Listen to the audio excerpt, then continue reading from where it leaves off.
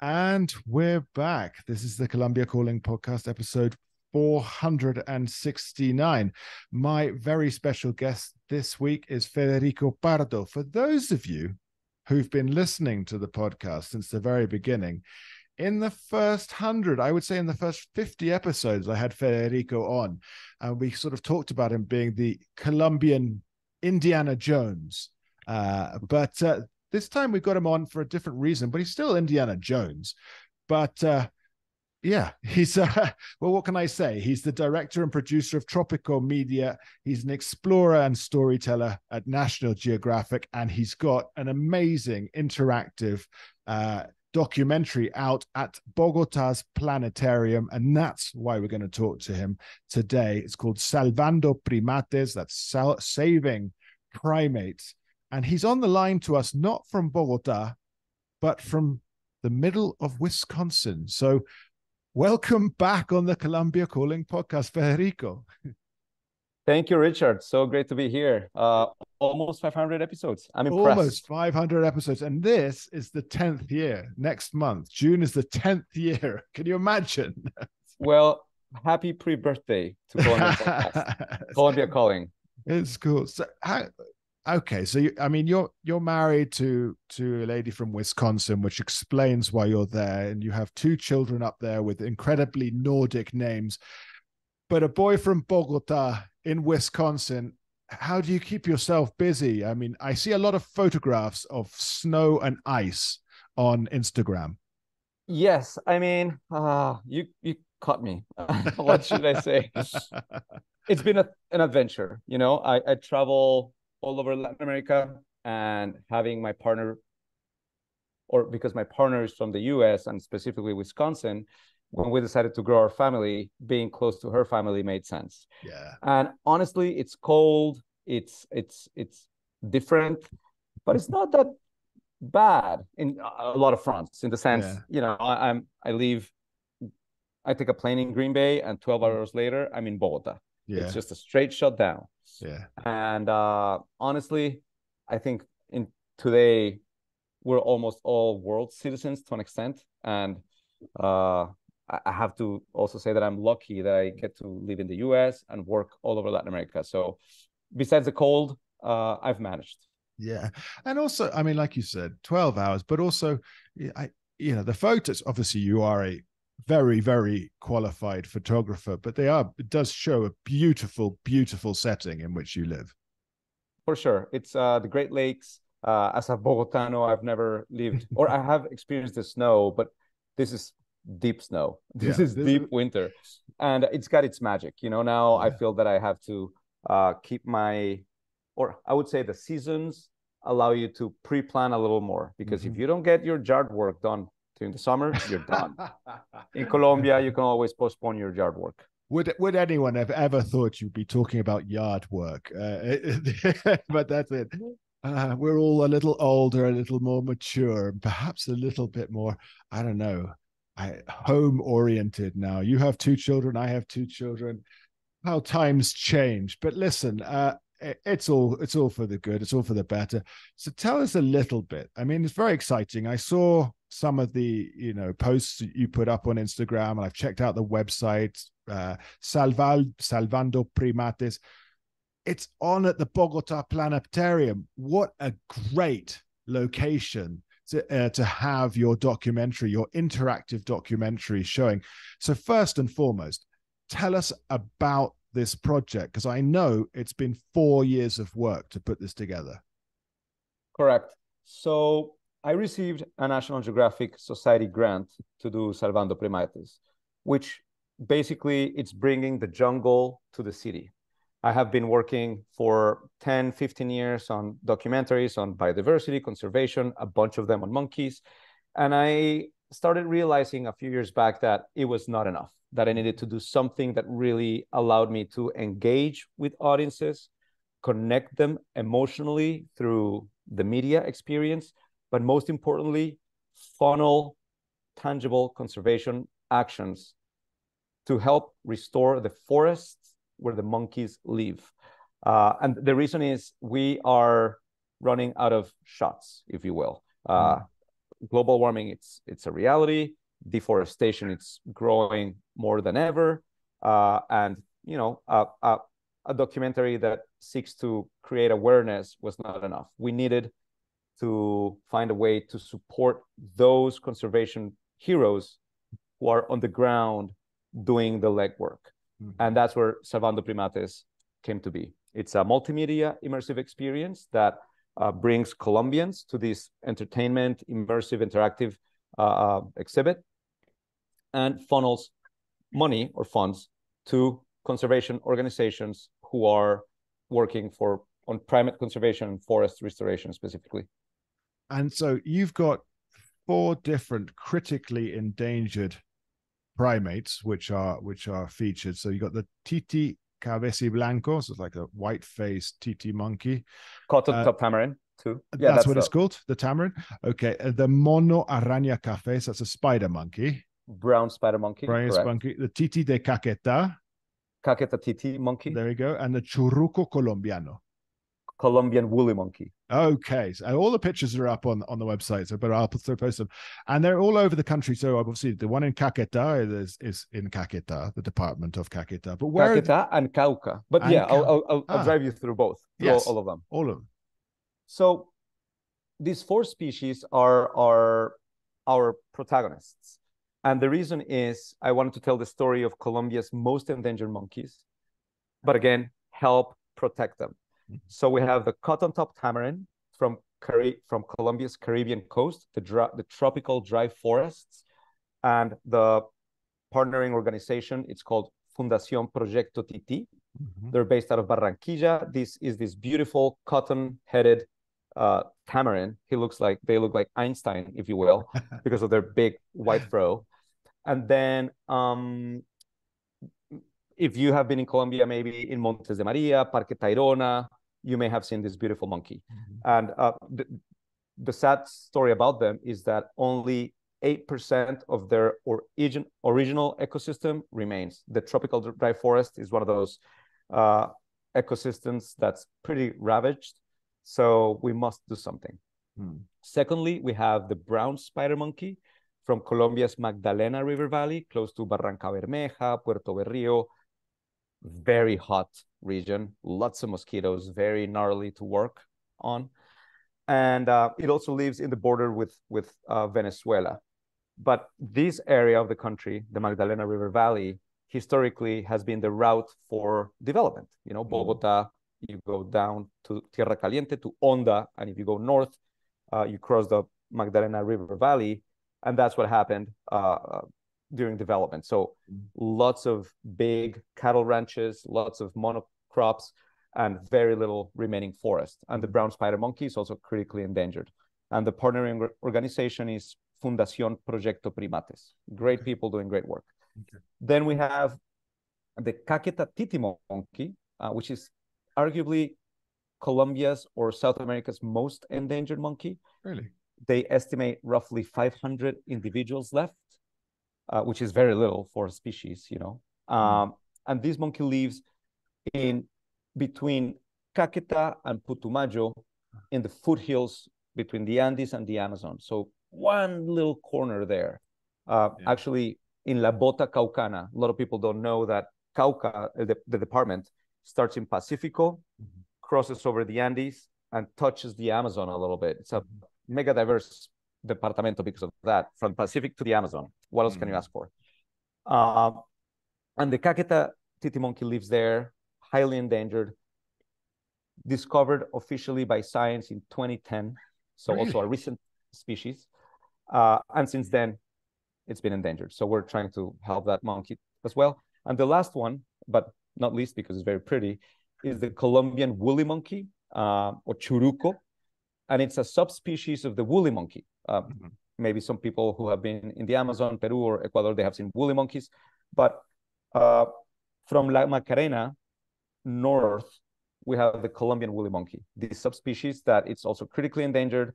And we only find them in the foothills behind Bogota, in those foothills between La Macarena and, say, Arauca or Venezuela, and a little bit in the Magdalena River Valley in Serranía de San Lucas.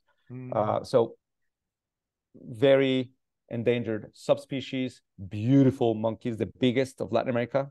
So another one that we're trying to protect. This is crazy. And you see, I didn't know there were this many monkeys, of course, in Colombia. I knew that, of course, I knew about the TT up on the coast, and I know, of course, in the Amazon and so on. But I'm not a primate expert. And only 500 remaining of the, let's say, the TT de Caquetá, right? Is what you were saying. Only 500. It's nothing. That's that's IUCN Red List in its entirety. I remember years and years ago that you were filming in the area around Barranca Bermeja. Why I remember is because my wife is from Barranca Bermeja, and so any mention of it sticks in my head. And you found, was it an albino family of the araña monkeys, the spider monkeys? Correct. Wow. Yeah. So, as you remember correctly, I've been working with the brown spider monkey for a while, and one of the stories that we documented was a couple of siblings that are almost albino. It's a variation. It's leucistic or leucism. Mm-hmm. It's a variation of albinism. The individuals are also white. The big difference is that fully albino individuals, whether people or animals, they also lack pigment in the eyes. So they have a very light eyes. The leucistic monkeys that we filmed, they're fully white, but they still have brown pigment in their eyes and their mouth. But the story, it's important because leucism and albinism can be the result of inbreeding, of incest. So what's happening in this region is that there's not enough big forests or corridors to connect the remaining forests. So if you're a monkey living in an island or forest, in a forest island, and you have no other animals to mate or breed that your family, well, incest happens, and that's not good. Nobody likes incest. And then albinism becomes more prevalent, or leucism. And evolutionarily, this is an alarm. This is saying, hey, what's happening here? It's bad. So do something, connect forests, help animals be able to disperse in the area and be normal. I have to ask, while we go off on this tangent a little bit, some of these areas that you were up, Montes de Maria, Caquetá, Putumayo, Arauca, Cauca, these are problematic areas in the country. I mean, you can travel so far and wide in Colombia, but you've mentioned some areas which are, I would say, red zones or hot zones, not just for the temperature, but hot zones definitely. And I'm thinking, there was always something that was said that, while there was I would say, how would we put this? An official armed conflict with the original FARC. There was a more protection of the forests and more protection of maybe the species. And now, of course, there is, since 2016, a huge number, or the official FARC is now reintegrating back into society after the peace accords. And now deforestation has increased because of the lawlessness in these areas. But I want to ask is, you have to have gotten trouble a couple of times over 4 years, or in some, let's say, less than comfortable situations. Well, yeah, my job comes with, I would say, adventure. But honestly speaking, I haven't had any big trouble with communities or these armed groups. Yes, we know they're around. Yes, we try to ask for permission, because to an extent they are the authorities in some of these territories. And me carrying big cameras and big lenses, the last thing I want is problems. So what I always do is work with local communities and make sure that those who need to know that we're around are aware that we're around and know what we're doing. And it's a funny coincidence. When we were filming Salvando Primates, we went to San Vicente del Caguán, historically a region with armed groups, right? To film there, we had to go through what I would say was the most high-tech control checkpoint to get to the forest. And I'm sure the people who were on that checkpoint were, they had arms somewhere. I didn't see them, but they were from one group or the other. I didn't ask. But it's crazy. You're in the middle of nowhere in Colombia. I've been traveling for the shoot to go film these monkeys for thousands of kilometers. And when I go to these historical stronghold of rebel groups, you realize there's the most high-tech checkpoint to check for health or COVID, right? They sprayed our cars with these big vapor machines. They took our temperature with these great tools. They were all dressed up in like med suits. It's like, holy cow, like not even in Bogotá I see this. So, you know, this is just to say those people in control of their territories take control of their territory. That's a statement. But if you are a good person and if you have the authorization, you can, you know, collaborate with them, especially when it comes to conservation. It seems that they were happy with us.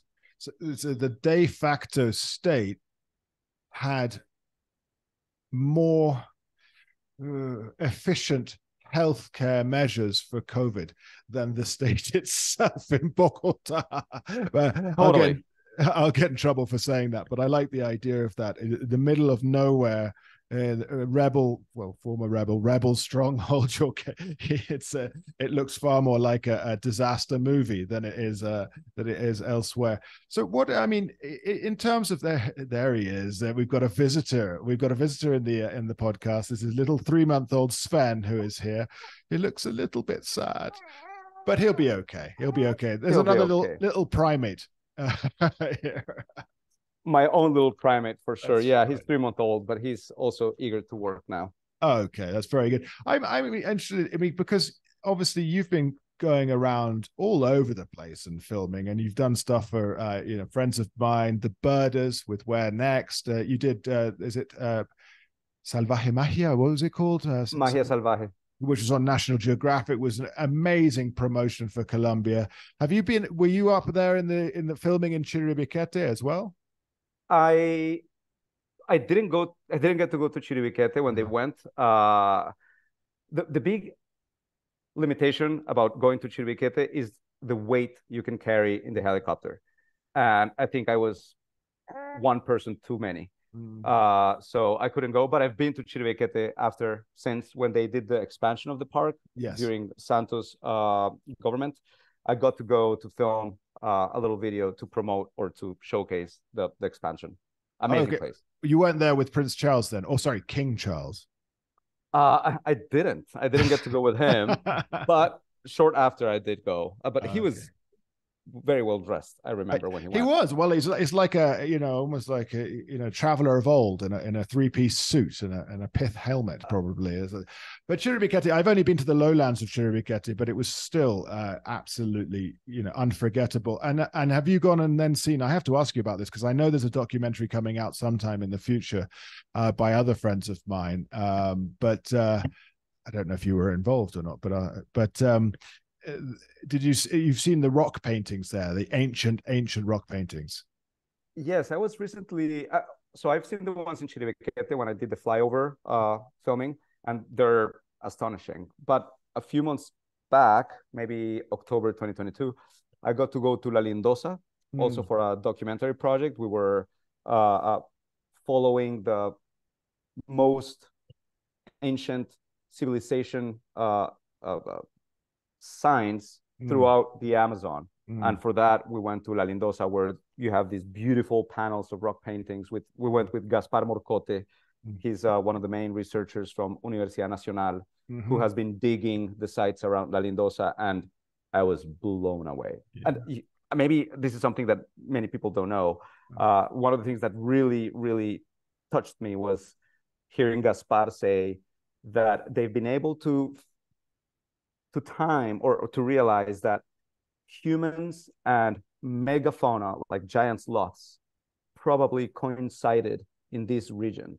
And we see images of these mega sloths or megafauna on these paintings from 10, 12,000 years ago. And there's this ledge where you can look down into the valley, like the Amazon. Imagine the ledge like Lion King, and you're looking down, and he's like saying, well, just picture just a few herds of giant sloths grazing on the ground. And you're like, holy cow. Like that's how impressive it is. It's speaking of our past as society, but also of our past as megafauna country, if you will.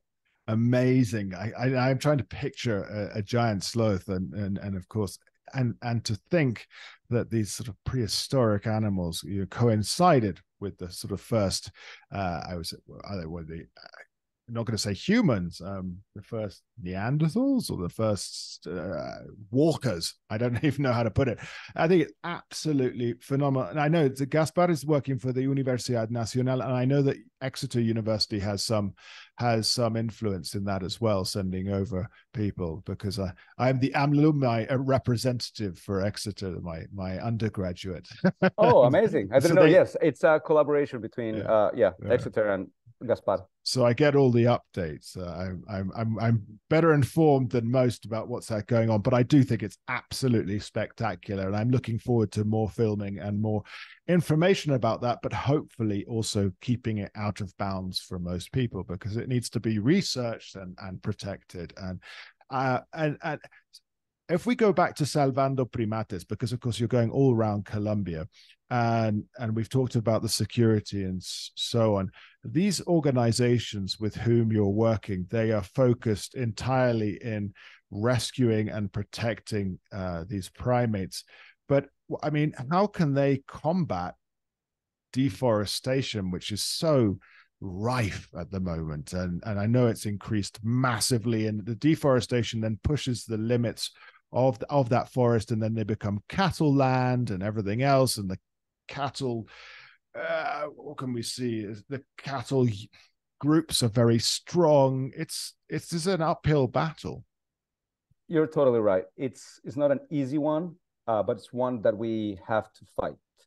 And these organizations, they've been working on monkey research and conservation for more than 10, 15 years in some cases. And I would say that their magic is that they've been able to gain the trust of the local communities. They've been able to show the farmers, the peasants, the landowners, how valuable the forest is for everyone. And through Salvando Primates, what we say is that for each ticket that we sell, for each person that comes to the show, we'll plant one tree in the monkey's ecosystem. And that's oversimplifying something that's very hard, which is actually planting one tree. Because you need to know that this tree, of course, needs to be a plant species native to the area that provides either food or shelter for the wildlife, monkeys in our case. You need to grow the seed in a greenhouse for over a year sometimes, so it has the proper size. Then you have to find where you're going to plant it. So either you own the land if you have a private reserve, or you have to make agreements with local landowners to tell them, hey, I have these plants that I want to plant to connect these fragments of forests or to grow the forest in the preserve or whatever you want to do. And they have to agree to do that. And then you have to plant the tree in the proper season so it grows, it doesn't die immediately in the summer. And then over a year, you have to monitor these seedlings or these little plants, baby plants, hoping that you have a big success rate, right? At this point, we have roughly 70 to 80%, or they have that. So it's a huge monumental work that starts with scientific knowledge, but it's heavily supported by the local communities. And this is what we're trying to do, or this is what we're trying to scale up, right? These organizations already have the means, the knowledge, and the capacity to do it. We're just trying to give them more funds, more resources. So instead of planting 20,000 trees a year, we can maybe get to 50, 100,000 trees a year. And as you said, try to start scaling back deforestation somehow. I mean, and as you say, the local communities in most situations have understood the importance. You look after your nature, you look after your fauna, you're looking after yourself as well. I mean, so you haven't had any pushback then from like local farmers or anything. It does happen. There's still a mindset in most of these places of what brings me money the quickest. Well, maybe selling some wood, or maybe slash and burn and throw 10 cows or 100 cows. And so sadly, the awareness of the environmental conflicts that we're living in Colombia, it's still very the awareness, it doesn't exist. Yeah. Either in the city or the territories. So we've met landowners or neighbors from the conservation areas that we're working on that they don't care. They're just like, like 100 cows are better than 10 monkeys. But they don't realize that this balance of life is at stake. And United Nations has declared the decade between 2020 and 2030 as the decade in which we need to stop, prevent, and restore deforestation. Stop deforestation, prevent it, and restore those areas that have been degraded. If we don't do that in this decade, we may reach the tipping point, the point of no return. And that's when things may get scarier. Yeah, definitely. Well, I think it's a noble work indeed. And first and foremost, will this come out in English as well? Because obviously it's in Spanish here at the Planetarium in Bogotá, but is there plans for it to come out in English? I would love to. So the documentary, it's an immersive experience. So you basically walk into a multimedia jungle. There's no narration, there's no text. It's pretty much just sounds and images, large format from bottom to ceiling, wall to wall, all immersive. But yes, the idea is that it'll be a traveling exhibit. We started in Bogotá's Planetarium. We're already talking to other institutions around the country. We can bring it to Medellin, Cali, Barranquilla, even the smaller cities, Villavicencio, Mocoa, closer to where the monkeys live. And I would love to bring it to either Europe, the UK, or the US. Because again, for each person that goes into the exhibit, we plant one tree. And the more people we can sell tickets to, the more trees we will plant. And so as you say, when we talk about a full immersive experience, you're talking about the sort of cacophony of sound, obviously, and the images. So it's not a documentary, really. What else do we see? I've got an 8-year-old son and a 3-year-old son. What are they going to? What do you think is going to really attract them the most in this kind of exhibit? So we've designed the exhibit for the whole family, but especially thinking about little kids who come with their parents like you. Yeah. So there's 5 steps or 5 segments to it. The first one is what we call the biodiversity station or biological station, playing the game with our office as field biologists, these little plays where you go, you have your tools and whatnot. And that's where we give the audiences the context of monkey biodiversity in the world, in Colombia, their threats, those who are working on conservation, and why are monkeys important. Monkeys are crucial to the ecosystem because they're the gardeners of the forest.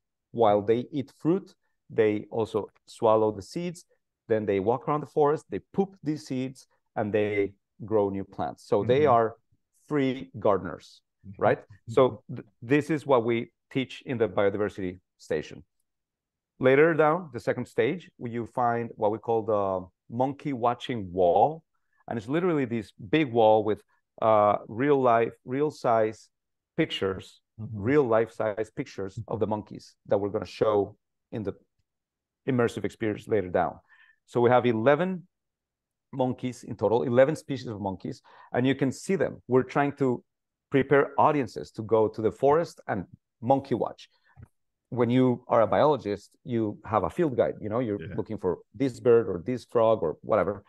We want Colombians to learn how to find and identify these monkeys. So that's what the monkey watching wall is for. Then we have the portal.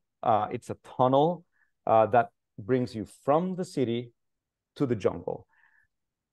Large format photos printed in fabrics in this very magical, eerie, transporting tunnel that brings you to the multimedia jungle, which is where the immersive experience happens. And that's where we have a 25-minute 360 video, if you want, or movie. No text, no narration, just sound and images. Very, very emotional. That brings you a day in the life in the forest with the monkeys and deforestation. So then you leave the exhibit and you have a little tienda, a little store with some merchandise that we've produced with help of little businesses around Colombia, all sustainable and all around our Colombian biodiversity. T-shirts, glasses, puzzles, pins, stickers, hoping that people can buy these little trinkets and start owning their biodiversity rather than tigers, elephants, or orangutans.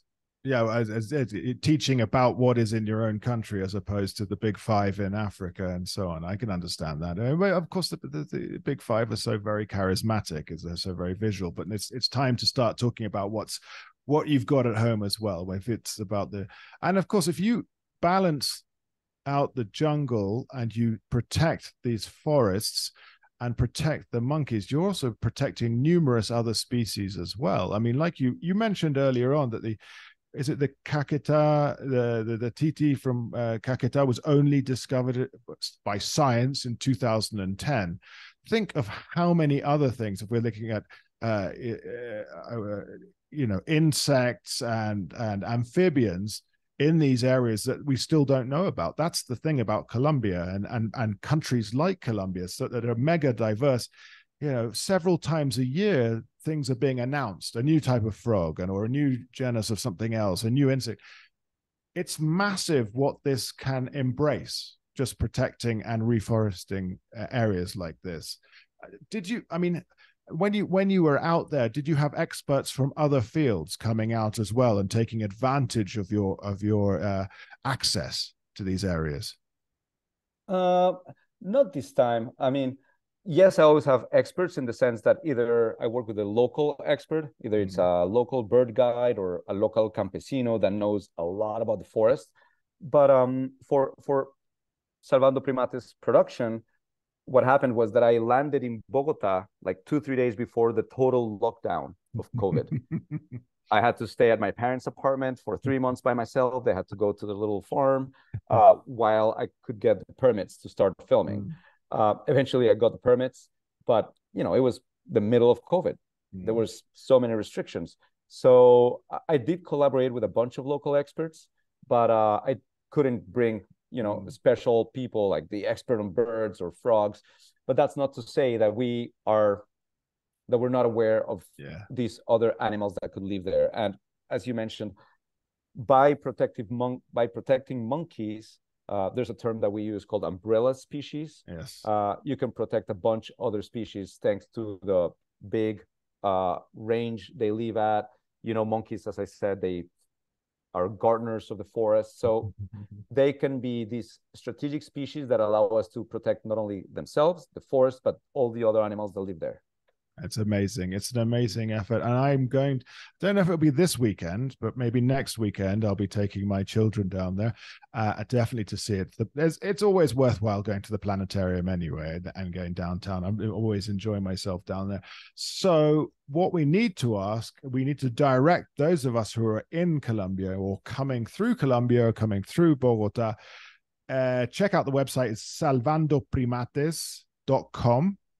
Salvando Primates, if you wanted me to say it in English accent.com, and you can buy your tickets online. And when does this immersive experience run until?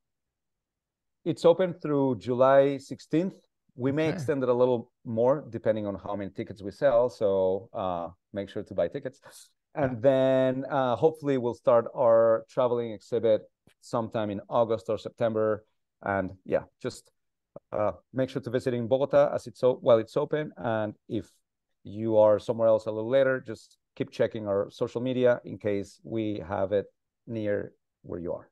Yeah, exactly. And you can check out, there's an Instagram page as well, obviously the website. And if you look at Tropical Media, your Federico's company, his website, it's on there as well, and everything else he's done, which is a kind of amazing. If you look through, all that you haven't got so far is, I think you must be lining up for an Oscar at some point for best documentary, because there's so much there. That I'm like, God, this guy, he's done so much and he's achieved so much in terms of like biology and filming and adventure. It makes me a little bit jealous indeed. Well, I'm jealous of you, Richard. You have also done a lot of work and you have a house in Monpós, which I have yet to visit.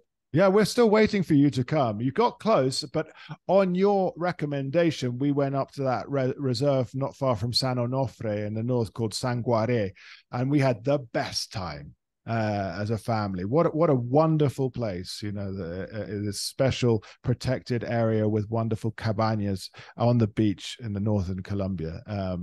That was on your recommendation. So I do follow you on an Instagram because I do like to know where you're going, and just in case I can follow in your footsteps. But we are now digressing too much, and Federico has a young baby nearby that probably is demanding attention or feeding or something. Oh, he's asleep now. Bless him. But thank you, Federico, so much for your time, for talking emotively about this. Everyone, check out salvandoprimates.com. Go buy as many tickets, go as many people here in Bogotá, because, of course, the support is great. Then it will move on to other cities and elsewhere, and this will snowball. We want everyone to see it. So, Federico, keep on working, keep on promoting all of these things. And Colombia, what is the next job? We want to know what's up next, because whatever you're doing is exciting. The next job? Oh, wow, good question. Well, on one side, keep pushing Salvando Primates, hopefully bring it all over. I would love to bring it to the UK. I think with such a big culture of nature documentaries, I think people will be impressed to see what we've put together.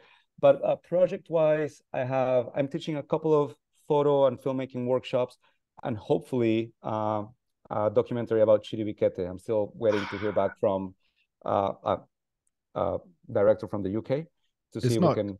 Kate or Angus? Angus. It's a good buddy of mine, Angus.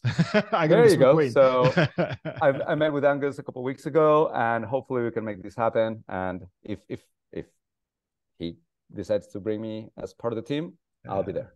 He's a great guy. He was on the podcast as well some years ago, talking about his Ingrid Betancourt documentary. And he and I want to do the Mompos movie together as well. So we're there's lots. Well, now that you've mentioned that, I have to be in that movie. I don't know, as a character or a fixer, or maybe just, serving tintos. We digress anyway. Federico, it's been always a pleasure to talk with you, always, and great to have you on, even from up in the snowy north in Wisconsin. Thank you for taking your time. Everybody, check out the websites, please, and of course, sign up for us on patreon.com/Colombia Calling. That's where you can support us and listen, of course, at the end to some of advertising from our sponsors.